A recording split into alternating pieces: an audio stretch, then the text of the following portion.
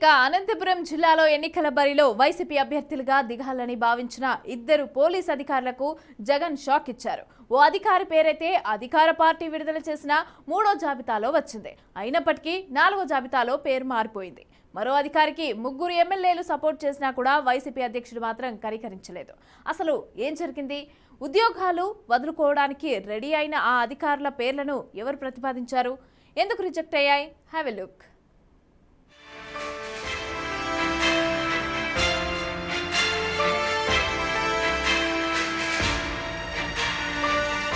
అనంతపురం జిల్లాలో SC reserve నియోజకవర్గాల్లో అభ్యర్థుల మార్పుకు అధికార పార్టీ వైసీపీ సిద్ధమైంది. ఇందులో భాగంగా ఇద్దరు పోలీసు అధికారులు ఆ రిజర్వ్ నియోజకవర్గాల నుంచి పోటీకి సిద్ధపడ్డారు. ముఖ్యంగా మడకశిర నియోజకవర్గానికి సంబంధించి కరోనా సమయంలో మడకశిర సీఐగా పనిచేసిన శుభకుమార్ ప్రస్తుతం సిఐడిలో పనిచేస్తున్నారు. చంద్రబాబు నాయుడు అరెస్ట్ అయిన స్కిల్ డెవలప్మెంట్ కేసులో విచారణ అధికారిగా కూడా పనిచేశారు.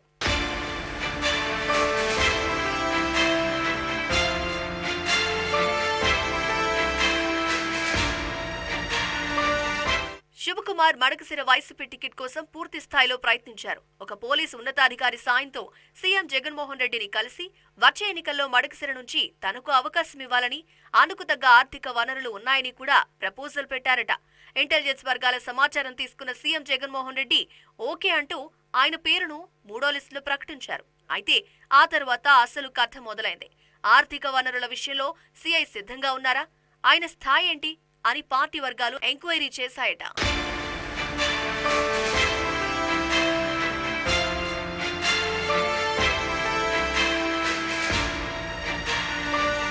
అదే సమయంలో మడకశిరలోని స్థానిక వైసీపీ నేతలు గతంలో సీఐగా ఉన్నప్పుడు ఆయన తమను ఇబ్బందులు పెట్టారని ఫిర్యాదులు చేశారట. మొత్తం మీద ఆర్థిక వనరుల విషయంలో సీఐ పూర్తి స్థాయిలో అధిష్టానాన్ని సంతృప్తి పరచలేకపోవడంతో ఆయన స్థానంలో స్థానిక నేత వీరలక్కప్ప పేరును 4వ లిస్టులో ప్రకటించారు. మొత్తం మీద ఆ విధంగా సీఐ ఆశలు అడియాసలయ్యాయి.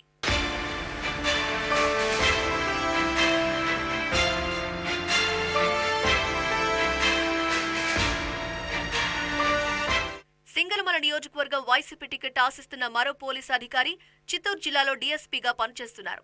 ఆయన తన స్వామి భక్తిని ప్రదర్శించుకోవడానికి యువగళం పాదయాత్రలో యువనేత లోకేష్ ను బాగా చికాకు పెట్టారు. మైక్ లాక్కోవడం, క్యాడర్ను దూరంగా తరబడం. ఓ నియోజకవర్గంలో అయితే పూర్తి స్థాయిలో యువగళానికి టీడీపీ కార్యకర్తలు తరలి రాకుండా ఎక్కడికక్కడ అడ్డుకోవడం కూడా చేసి అధిష్టాన దృష్టిలో పడ్డారు. ఇదే సమయంలో సింగనమల నియోజకవర్గంలో సిట్టింగ్ ఎమ్మెల్యే జొన్నలగడ్డ పద్మావతికి వ్యతిరేకంగా ఆ నియోజకవర్గంలో పట్టున్న తాడిపత్రి ఎమ్మెల్యే పెద్దారెడ్డి, సీనియర్ గా ఎమ్మెల్యే అనంత వెంకట్రామిరెడ్డిలు చక్రం తిప్పారట.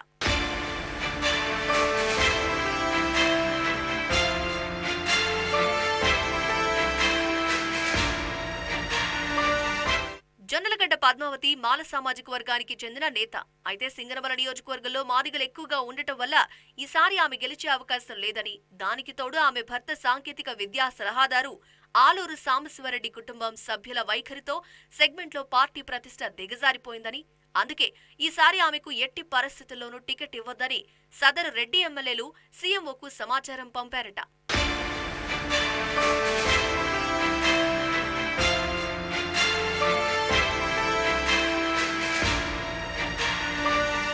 ఆ క్రమంలో ఎమ్మెల్యే పెద్దారెడ్డితో పాటు అనంతరామరెడ్డి, ధర్మవరం ఎమ్మెల్యే కేతిరెడ్డి సైతం చిత్తూరు డీఎస్పీకి టికెట్ ఇవ్వాలని ప్రతిపాదించారట.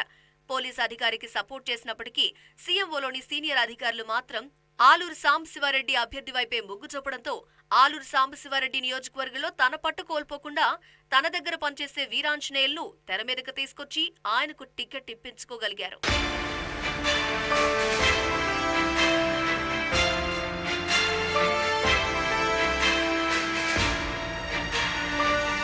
దానికి తోడు రాయలసీమ వైసీపీ కోఆర్డినేటర్ అయిన మంత్రి పెద్దిరెడ్డి రామచంద్రారెడ్డి ఇద్దరు పోలీసు అధికారుల విషయంలో తాను సంతృప్తికరంగా లేనని జగన్మోహన్ రెడ్డికి చెప్పడం కూడా వారికి మైనస్ అయిందంటున్నారు. మొత్తం మీద రాయలసీమ వ్యాప్తంగా ఈ పోలీసు అధికారుల టికెట్ల అంశం పోలీసు వర్గాల్లో చర్చనీయాంశంగా మారింది.